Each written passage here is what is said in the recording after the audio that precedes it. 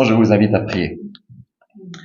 Oui, Seigneur, merci pour ce privilège, Seigneur, d'être entre frères et sœurs. Ce privilège de pouvoir se réunir ici, dans cet endroit, librement, Seigneur, sous ton regard, avec, ton esprit qui est au milieu de nous, Seigneur, et qui nous conduit. Merci pour cela. Ouvre nos cœurs, Seigneur, à ta parole et dirige-nous, Seigneur, dans ce moment.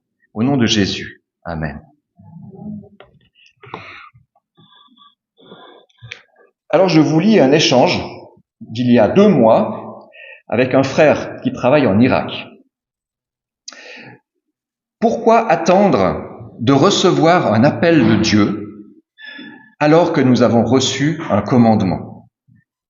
Nous devons aller là où son nom n'est pas connu. C'est pas compliqué, vraiment pas compliqué. Nous croyons que nos vies sont entre les mains de Dieu et que notre sécurité est dans le Seigneur. C'est le seul moyen de justifier notre présence là-bas. Sinon, c'est de la folie. Si l'on veut que l'évangile se répande, il faut bien que quelqu'un parte. Les bateaux ne sont pas faits pour rester dans un port. Ils sont faits pour naviguer. 3 jours après cet échange, ce frère a été assassiné pour sa foi. Alors, je ne pouvais pas trouver pire introduction pour le texte de ce matin, mais vous verrez quand même que les derniers mots de ce frère ont un lien avec notre passage.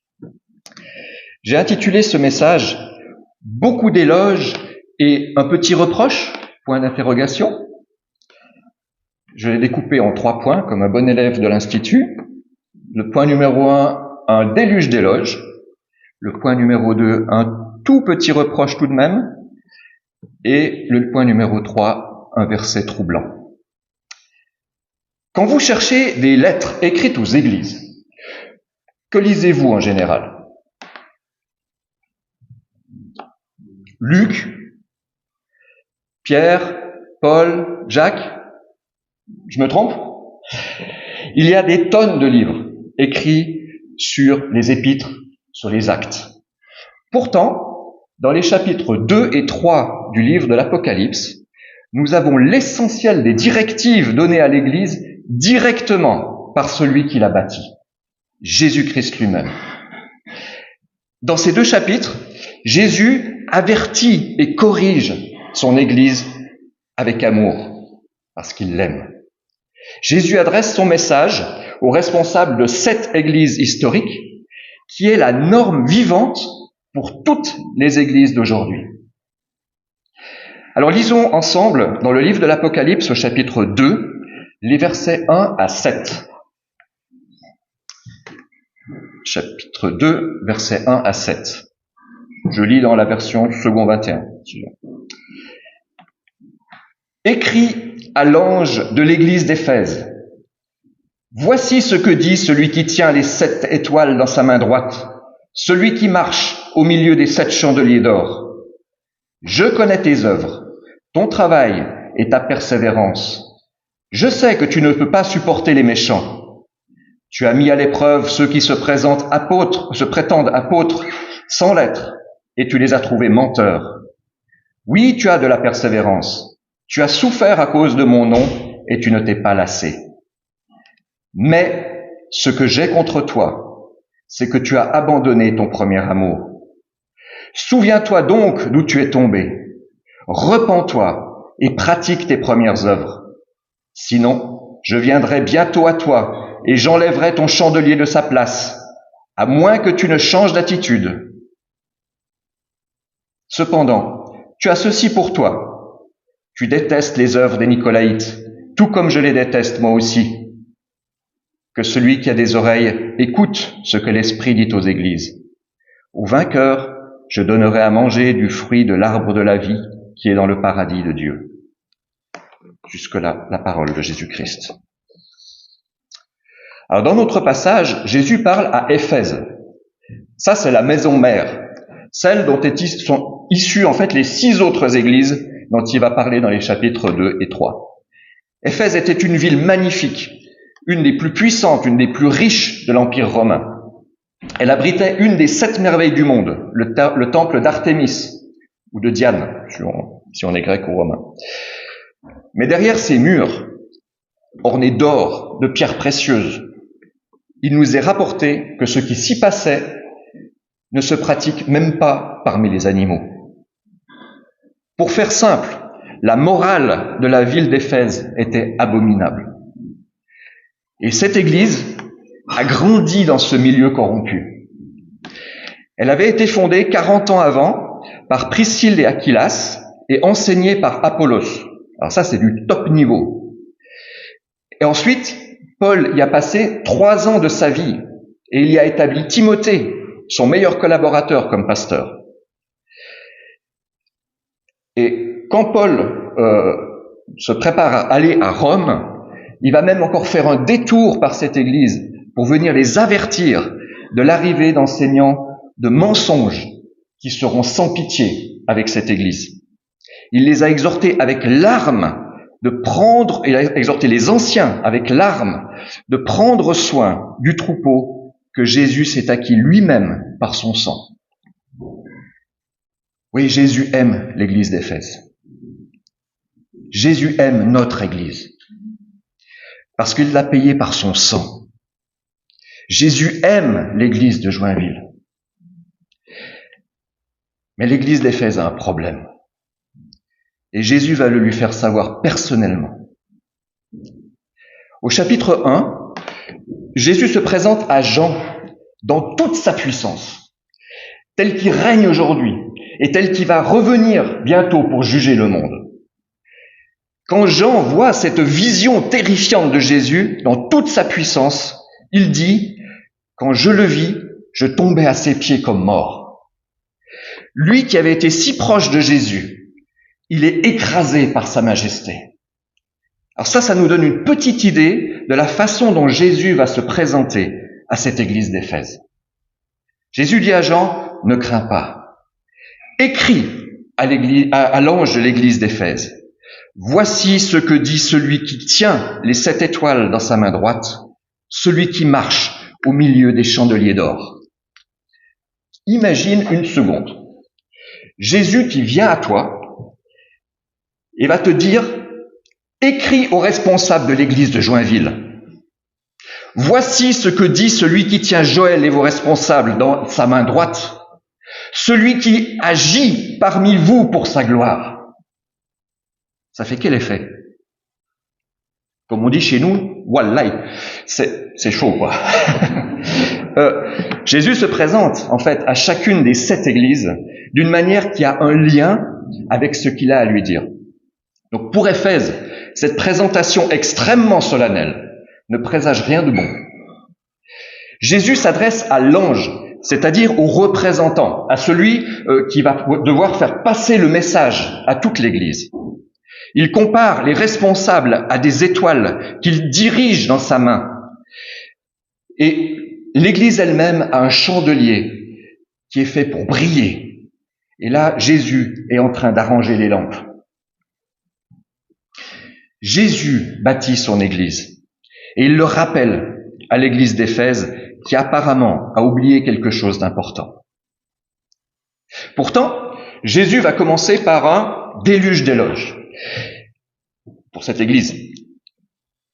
Si on devait faire la carte de visite de l'église parfaite, je crois qu'on pourrait reprendre mot pour mot ce que Jésus va leur dire maintenant. Je connais tes œuvres, ton travail et ta persévérance. Je sais que tu ne peux pas supporter les méchants. Tu as mis à l'épreuve ceux qui se prétendent apôtres sans l'être, et tu les as trouvés menteurs. Oui, tu as de la persévérance. Tu as souffert à cause de mon nom, et tu ne t'es pas lassé. C'est magnifique. Quand on lit ces deux versets, on dit « Waouh, vraiment c'est une église top. Je connais tes œuvres. » Jésus connaît tout. C'est inutile de tergiverser avec Jésus. Mais surtout, il voit tout dans la perspective de la vérité. Pas de une des vérités du relativisme ambiant, de la seule vérité qui est sa parole. C'est important parce que tout le reste du passage va s'inscrire dans cette perspective et on va y revenir. Alors qu'est-ce qu'on apprend? Eh bien, ce n'est pas une église passive. On ne vient pas consommer à Éphèse. On s'engage. Son activité est remarquable.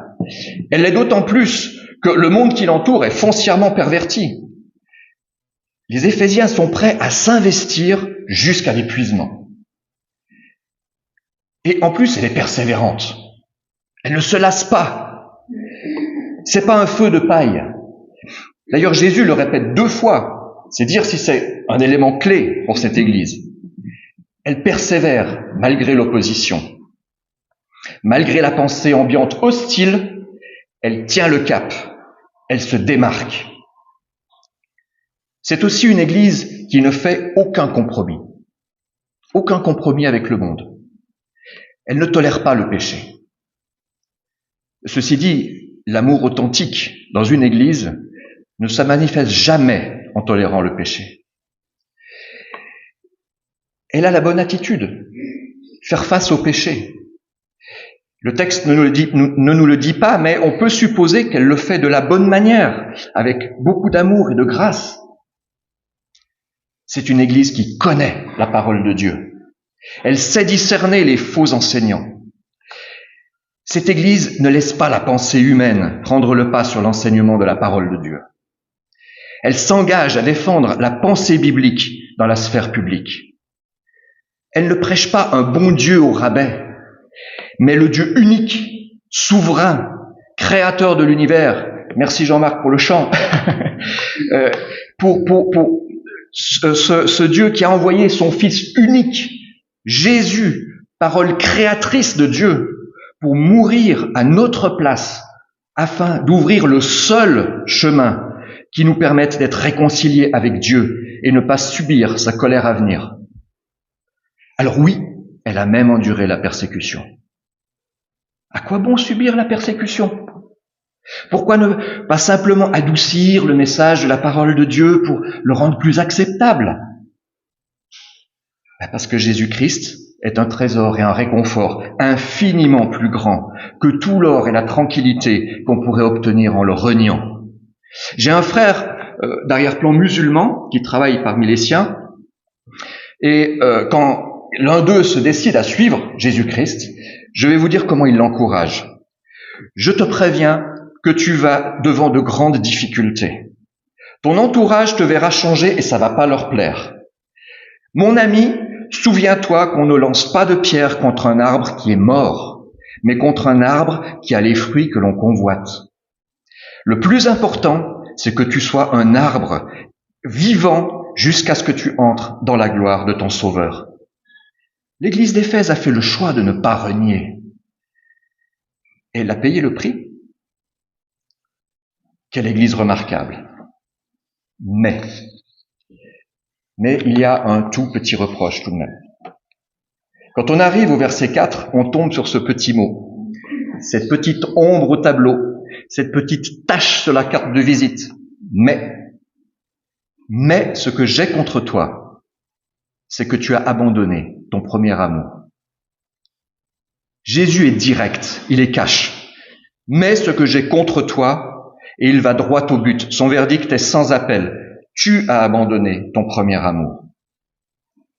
Alors, selon certains commentateurs, on a 2 possibilités. Soit le zèle de l'Église pour Jésus n'est plus celui du début, soit le zèle de l'Église n'a pas changé, mais l'activité a pris la première place qui revient à Jésus. Dans un cas, donc, c'est l'engagement qui pose problème. Dans l'autre cas, c'est la priorité qui pose problème. Honnêtement, je pense que c'est ni l'un ni l'autre. Et je vais vous dire pourquoi. D'abord, parce que Jésus dit « Repens-toi et pratique tes premières œuvres ». Donc quelque chose n'est plus pratiqué dans cette Église tellement active. Ensuite, parce que lorsque la parole interprète la parole, cette interprétation est infaillible. Et il me semble que ça s'applique ici. Je vous explique. On va faire un test. Combien y a-t-il de termes en grec pour désigner l'amour? Allez, il n'y a pas de théologien de l'Institut ici? 3. 11. Alors là, il faut qu'on discute. Les théologiens vous diront 3. Eros, philéo et agapé. C'est ce qu'on entend. Mais c'est faux. Alors, il faut vraiment qu'on discute. C'est faux. Parce que Jésus enseigne à ses disciples, et tout l'Ancien Testament avec lui, qu'il y a un quatrième mot spécifique pour aimer Dieu. Alors, allez avec moi à Jean 14, les versets 23 et 24.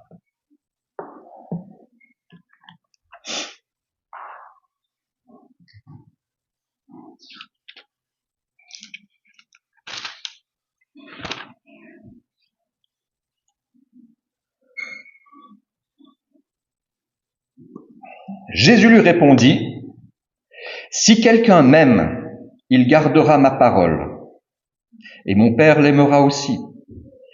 Nous viendrons vers lui et nous établirons domicile chez lui. » Alors, pour être sûr qu'on ait bien compris, Jésus met ensuite la phrase à la forme négative. « Celui qui ne m'aime pas ne garde pas mes paroles. Et la parole que vous entendez ne vient pas de moi, mais du Père qui m'a envoyé. » Et maintenant, pour lever toute ambiguïté, Jean va écrire dans 1 Jean 5, 2, alors on va aller aussi voir là-bas, 1 Jean 5, 2,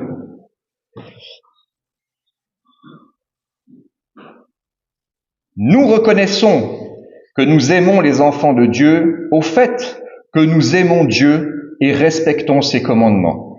Et maintenant, écoutez bien le verset 3. En effet, l'amour envers Dieu consiste à respecter ses commandements. Ce n'est pas l'amour fait qu'on respecte, c'est l'amour consiste à respecter. Encore un dernier exemple, dans l'Ancien Testament, Deutéronome 11, 13. J'avais mis des marque-pages, mais je m'embrouille un peu, voilà. Donc, si vous obéissez aux commandements que je vous ai prescrits aujourd'hui, pour aimer l'Éternel, votre Dieu, et pour le servir de tout votre cœur et de toute votre âme, obéir pour aimer, comme l'amour de Dieu pour son Père qui a été d'être obéissant jusqu'à la mort de la croix.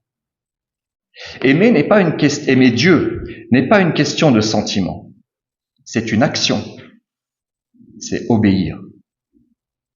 Vous voulez un modèle de cet amour? Alors relisez une fois le psaume 119.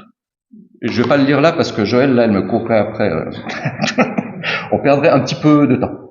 Le plus long chapitre de toute la Bible. Mais tout ce chapitre est dédié à ça. Le gars qui a écrit ça, c'est un vrai amoureux. Il veut serrer ses commandements dans son cœur pour ne pas pécher contre Dieu.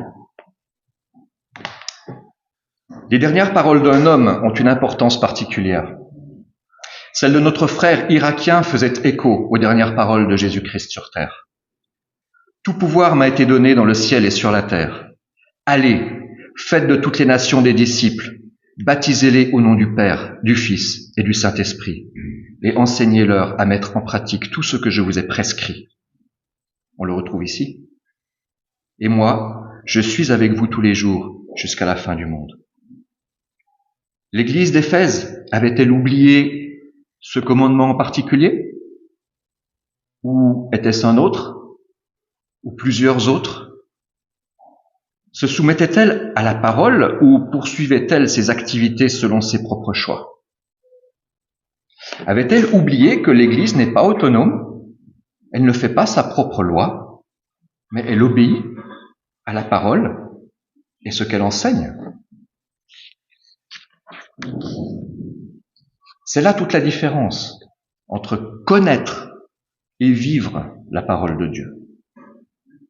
Tu aimeras le Seigneur ton Dieu de tout ton cœur, de toute ton âme, de toute ta pensée et de toute ta force, nous dit Jésus. Et tu aimeras ton prochain comme toi-même. Mais Jésus ne rejette pas son Église pour autant. Au verset 5, il dit « Souviens-toi donc d'où tu es tombé. Repens-toi et pratique tes premières œuvres. » Mais attention, la réponse à ce commandement a des conséquences. Sinon, je viendrai bientôt à toi et j'enlèverai ton chandelier de sa place, à moins que tu ne changes d'attitude. Jésus est patient. Il est toujours prêt à pardonner. Mais il n'est jamais à court de solutions et il accomplira son plan quoi qu'il arrive. Mais il nous offre la grâce et l'honneur de pouvoir y prendre part. Et ça, c'est la meilleure part. Alors, mon dernier point, très rapidement. Un verset troublant. Au verset 6, il y a quelque chose qui ne colle pas. Cependant, tu as ceci pour toi. Tu détestes les œuvres des Nicolaïtes, tout comme je les déteste moi aussi. Très souvent, on rattache ce verset-là aux deux premiers des éloges, mais il n'est pas en premier, il est bien après le reproche. Alors, on ne sait pas grand-chose des Nicolaïtes, mais on peut quand même établir qu'en gros, ils pratiquent tout ce que l'Église d'Éphèse combat, déteste. Ce sont des enseignants de fausses doctrines, vivant dans le compromis et dans le péché, et surtout, ils cherchent à entraîner l'Église dans leur immoralité. Ce qui ne colle pas, c'est que Jésus a déjà félicité l'Église d'Éphèse pour avoir repoussé les faux enseignants. Et là, il en parle comme si c'était nouveau. Et il y a ce cependant qui ne colle pas avec le reproche. Alors c'est vrai que ça m'a travaillé pendant un moment, et un jour je me suis réveillé, j'avais cette idée en tête. Est-ce que ce verset ne ferait pas écho aux éloges? Mais si c'est le cas, alors ça a une implication très sérieuse. Parce que tout ce qui précède ne fait partie qu'un d'un seul et même reproche. Parce que ce qu'implique l'abandon du premier amour, l'obéissance au commandement de Dieu, a de graves conséquences, même sur ce qui semble parfait. Voilà pourquoi je disais que Jésus remet toujours les choses en perspective de la seule vérité qui est sa parole. Dans la perspective de ce que signifie aimer Dieu, les qualités du début peuvent devenir superficielles. Le travail peut devenir un refuge pour se donner bonne conscience. La persévérance peut tourner à l'obstination, à des fins toutes humaines. Le légalisme peut prendre le pas sur la grâce et au lieu de réfuter la pensée du monde et le péché, on rejette son prochain. La théologie peut devenir un exercice intellectuel et prendre le pas sur vivre les Écritures. Et la persécution, elle peut devenir un argument de marketing, alors que Jésus a dit quelle est la normalité pour qui veut le suivre. Si Dieu ne bâtit la maison, les bâtisseurs bâtissent en vain. Psaume 127. Si le cœur n'est pas tourné vers l'obéissance à Dieu seul, tout ce que l'on fait est vain. Paul a écrit en 1 Corinthiens 13, « Si je possédais tout, sans l'amour, je ne suis rien. » Alors en conclusion, soyons clairs, je ne fais aucun amalgame entre Éphèse et Joinville. Mais par contre, nous sommes invités à considérer cette lettre parce qu'elle est adressée à toute l'Église. Au XIe siècle, on sait avec certitude que l'Église d'Éphèse avait disparu. Son chandelier avait été déplacé. Pourquoi ? Parce que la parole de Dieu ne change pas. Les générations se sont succédées, puis ont fini par oublier qu'un jour, Jésus lui-même a parlé à cette Église et lui a fait connaître sa volonté. Mais elle ne s'est plus repentie. Alors nous ne sommes plus sous la loi, comme dit Paul, avec raison. Mais il précise que nous ne sommes pas sans la loi. Jésus n'a pas aboli la loi, il l'a rendue accessible. Si nous suivons Jésus, nous ne sommes pas censés ignorer la loi, mais nous y soumettre dans la liberté que Jésus nous offre. Aimer Dieu, c'est obéir à ses commandements. Non pas sous la contrainte, mais parce que Jésus a tout accompli. En suivant Jésus, nous sommes déjà épargnés du jugement et de la colère de Dieu. Et nous avons déjà reçu la vie éternelle. C'est pourquoi nous obéissons avec reconnaissance à celui qui nous a déjà tout donné. Et la conclusion, c'est Jésus lui-même qui la donne. Que celui qui a des oreilles écoute ce que l'Esprit dit aux églises. Au vainqueur, je donnerai à manger du fruit de l'arbre de la vie qui est dans le paradis de Dieu. Amen.